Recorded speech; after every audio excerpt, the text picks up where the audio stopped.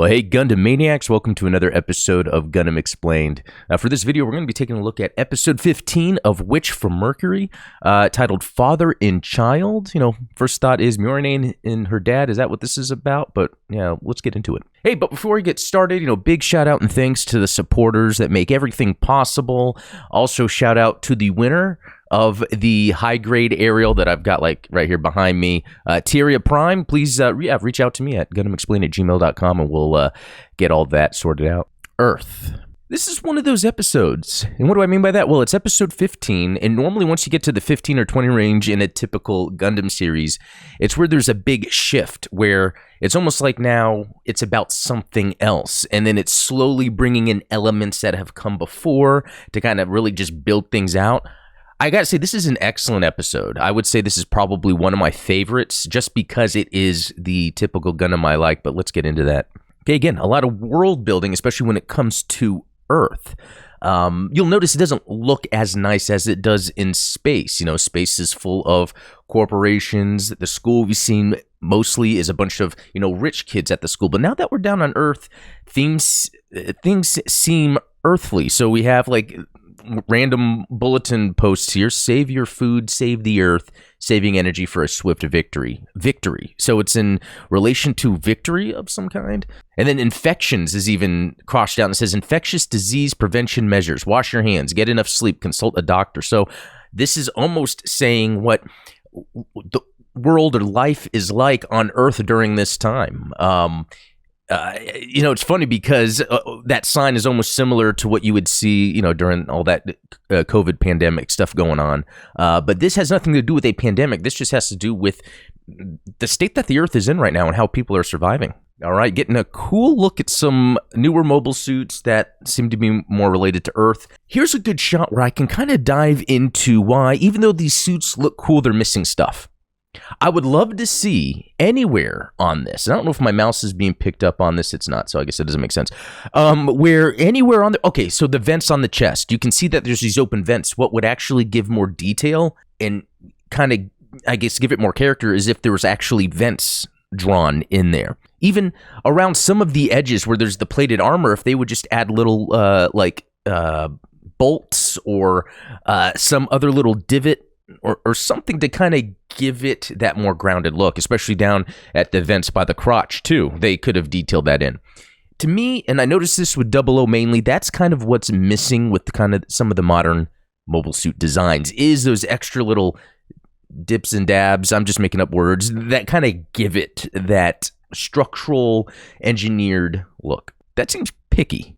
Again, lots of world building, talking about supplies, stocks. We're seeing them prepare for something, so it kind of gives context to the world they're in. Again, a great contrast to the clean, sleek, wealthy school look we were getting for a while. Oh man, so this was something. We're back at Ghoul Bob. So we see what happened. Ever since killing his dad, I guess he was captured by Earth.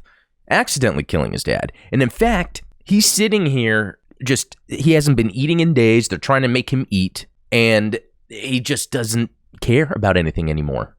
And it's very interesting because at this point, I'm like, okay, father and child. He's talking about his dad, even though Murine and her dad, that was a big deal here. So now we've got this going on. So maybe that's the focus here. I'm glad we're getting more Bob, actually. But then Alcott, which I think is his name, is this Earth guy we've met. Oh man, look at his face real quick. The way they've drawn him, it's sad. But anyway, this dude Alcott, he is being introduced in a way as if he's very important.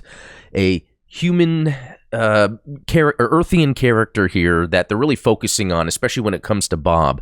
Now, he's force feeding him because he didn't want to eat, but I noticed when he grabbed his mouth and opened it, you could hear hydraulics, potentially, or some sort of electronics, as if his hand is robotic. And it's like, oh, okay. So they're setting up some of the cybernetics to dive into more with this character. Okay, so getting a lot more information here. Bennett Group has sniffed out the Earthians, so they're trying to plan what to do next. They are referencing refugees, so it could be people that are just part of Earth that are involved in this conflict, even though they are innocent. So the idea here is they need to come up with a plan to hide, defend themselves, but also get people to safety.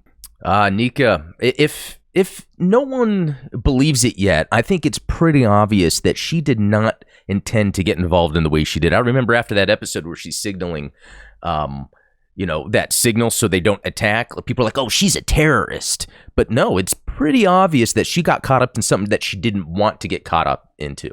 In fact, it seems like while dealing with this, she's trying to do what she can to right the wrong, but she's just caught up in something bigger than herself. So there's very little she can do. I feel very sorry for her. And even though it's just a cartoon, I remember all the hate she would get online from people like, oh, she's a terrorist. But it's like, no, I mean, this is a very compelling character story for her. And it seemed obvious from the start that she's innocent through this. It's just she's caught up in something she doesn't want to have to be caught up into.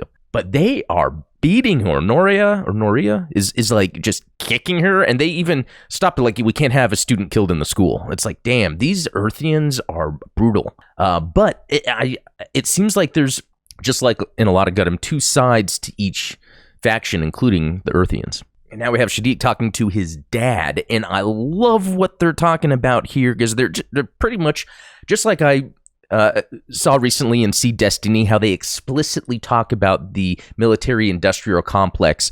That is literally what is being talked about here, the idea that Earth is used for the proxy wars, for that business. But Shadiq is almost thinking that there's another way about making money, being rich, getting power, which seems to be his main thing, getting power without it having to be based on proxy war. And I think that's very interesting because even right now, there's a lot of interesting discussions going on in the world right now, again, with Ukraine, some of what the U.S. has been involved in with these proxy wars that have been occurring for more than 50 years, nearly. So I really like that in Japan is not really a country to be involved in proxy wars as much as I think. I have no idea. But I like how they are almost calling out the power that the U.S. uses by doing it within a Gundam show. But I like the contrast, too, because we're learning that he's half Earthian also, and we've learned that he was adopted, too. So it's almost like his motivations are going to be very different than everyone else. It's almost like throwing a wrench into the plans. I mean, his father seems to be on some life support breathing apparatus. He's in a wheelchair. And it's like, oh, couldn't he have cybernetics on him? So maybe that's another story point for later.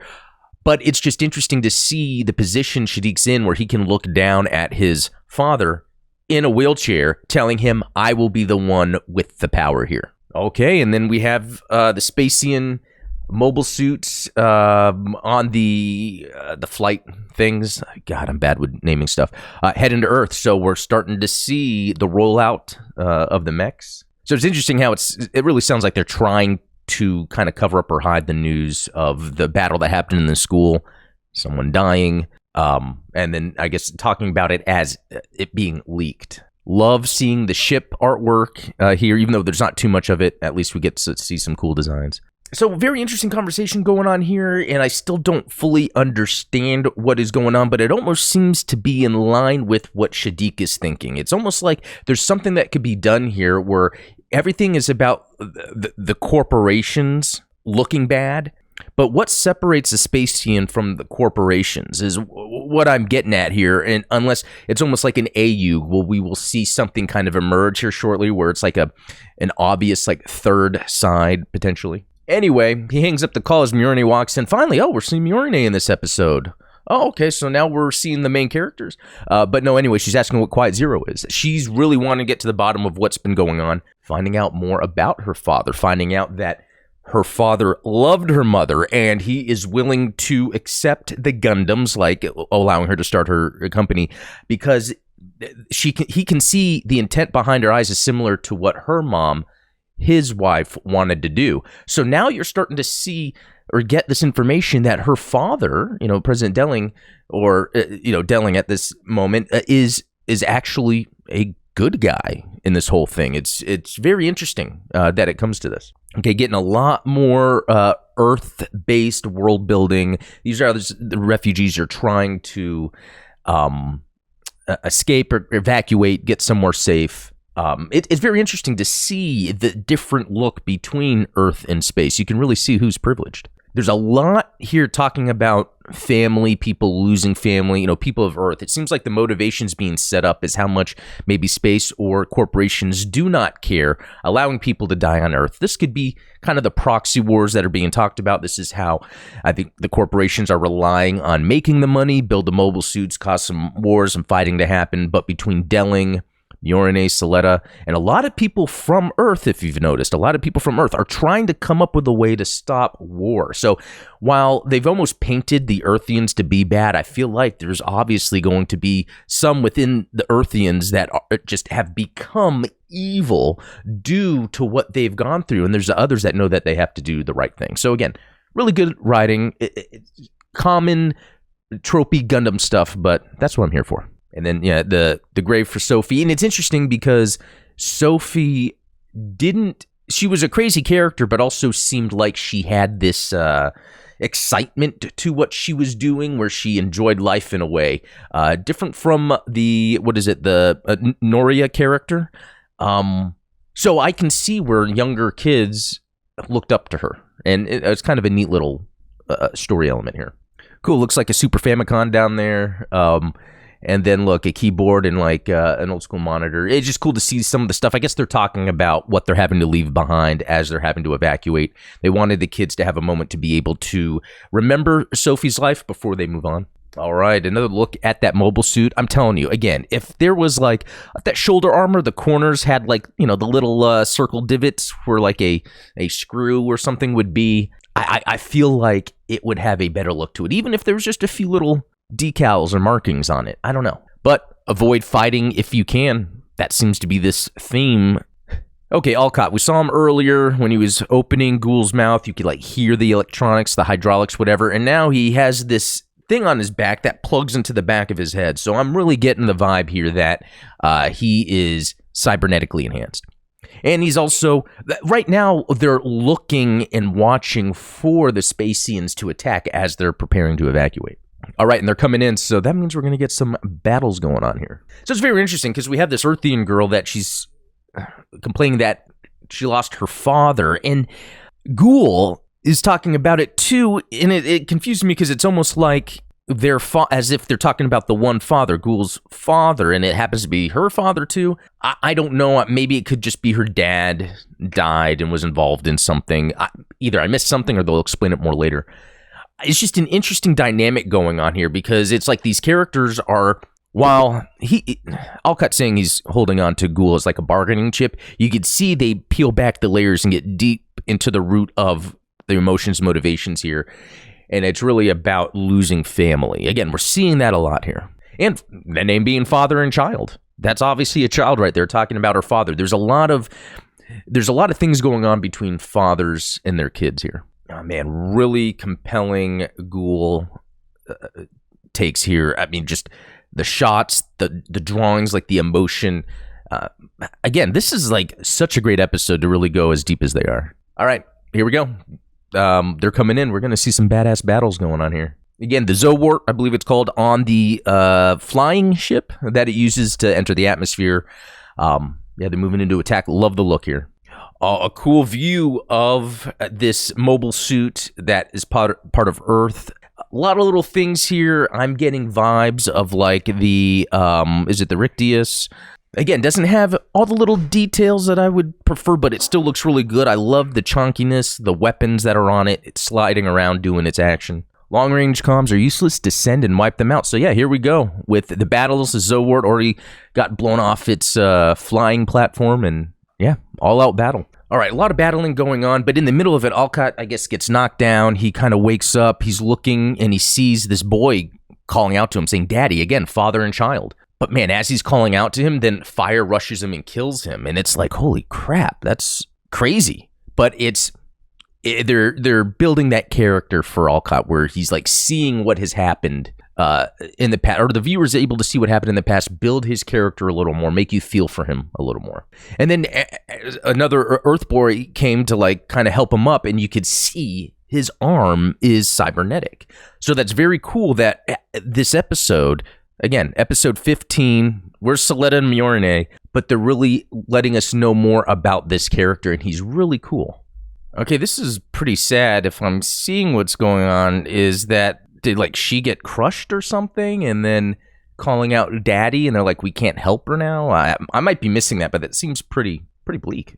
Look, again, some more badass mech battles, but in context of space invading the Earthians because of what happened before. Even though you have some of the Earthians right there at the plant, or the school, so it's very interesting the dynamics that are occurring. But then that girl, saved by Ghoul. How awesome is it to see Ghoul come out of what he's been going through and just do the right thing, which I think that's been his character the whole time. I feel like out of any character, Nika, she got it wrong, but so did he, because in a way, it's almost like he can feel like everything that has happened has been his fault because his dad had some expectations of him that he wasn't able to fulfill. And that kind of led to everything else that occurred. So it really seems like it's Ghoul's fault that there is this kind of disparity, the conflict between Earth and space. But we can't forget that Soletta came out of nowhere with a Gundam that shouldn't be used, shouldn't be able to work.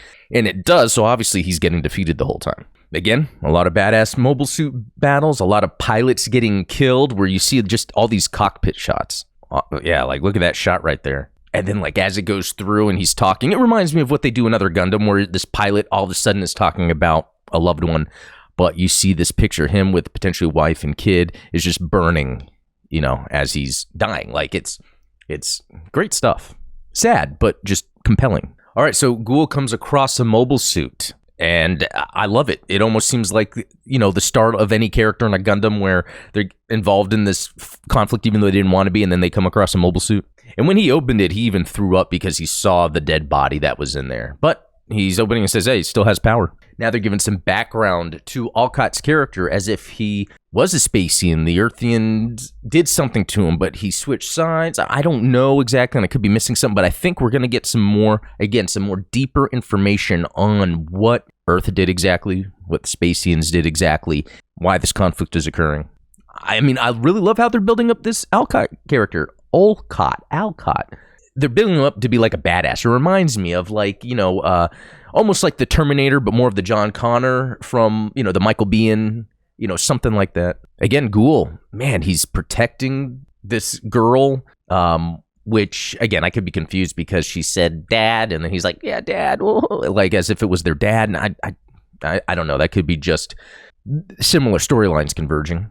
Man, awesome shots. Again, Alcott, he has this like melee weapon. He is just slicing through the Bennett group mobile suits like it's nothing. Okay, so it seems like that operation has been complete. Most people that could have been able to evacuate. He just needs some time to think. Man, this is some riveting stuff. So I heard someone saying daddy, and then he's like, I think she was hoping her daddy would save her. So, it's more of, the storylines converging. It's still very sad. You see, Ghoul is a very sensitive person, a good person. I think he was set up with these expectations, and that's what kind of made him seem angry, because it was almost like he was told he can achieve this and will and should. But when he's able to let his true self out, you can see that he's a really compassionate person, empathetic. And I love now that these two characters are kind of like seeing eye to eye in a way, and they want to do the right thing. So this could be a formidable force moving forward. I mean, think of all the character development going on with these two characters. We've barely seen any of Mjolnir and none of Soletta. I don't want to lose any more. Setting up the motivation there. All right, and it ends, but then there's some stuff afterwards. And this is actually what I was talking about earlier, where he's breaking down what her father's true intentions were, what her mother was trying to do. So it's very interesting how we leave this episode with the thought that Delling is trying to do the right thing.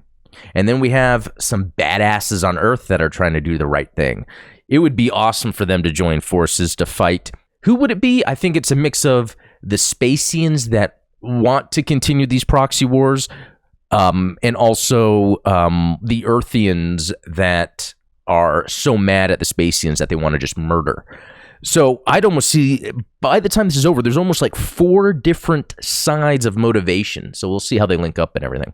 All right, and there we have it. Episode 15, Father and Child. Excellent episode. I've probably said before an episode has been the best, but this really has been the best because it does the stuff I like in Gundam, moving the story forward, the world, introducing new characters, still seeing the combat. The stakes are higher.